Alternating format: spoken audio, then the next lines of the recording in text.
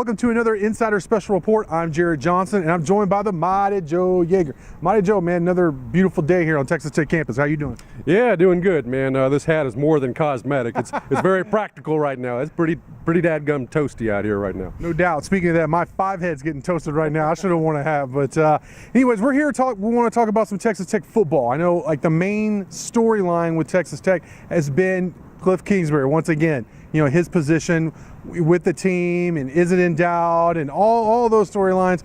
And we've kind of exhausted that, I feel like, Mighty Joe. I want to talk about some positives. So, and you and I have never shied away from being critical where we felt like it was warranted. But let's throw some positives about Kliff Kingsbury. Yeah, well, I mean, I think first off, he made a very good hire in David Gibbs. Yeah. Okay, I mean, you just look. You know, we've been doing this roster series. Yeah. Okay. Well, once you start getting into that and looking at it, you see how that defensive roster is stacking up. That's building into a very good defense. Yes. You know, and Kingsbury gets the credit for not only hiring Gibbs but retaining him after that. What were they last?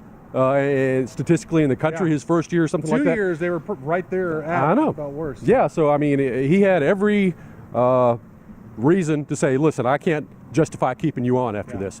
A lot of people would have got rid of him, but Kingsbury stuck with him, believed in him. He's still here, and I'm expecting that defense to go from kind of average last year maybe to pretty doggone good this year.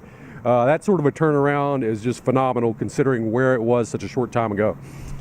Absolutely. You know, somebody had to break the trend. There was a new defensive coordinator like seemingly every year, and that was going to keep lending the results that they were, which was like around the worst defense in the country. So somebody had to break that trend. So yeah, man, you got to tip the cap to Kingsbury and Gibbs for sticking it out too. Takes unique personalities in both those cases there to make that happen.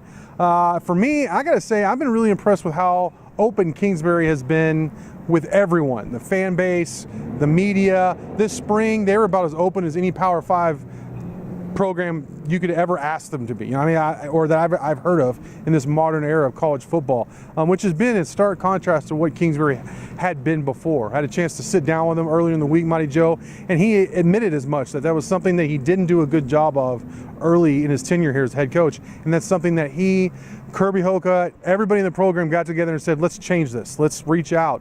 Let's contact these communities and reconnect with them. So they need to win to really make that reconnection. They need to win this next year, but people will look back, all those personal relationships, all those moments he's had as he's traveling to Midland, San Antonio, Houston, Dallas, Amarillo earlier this week.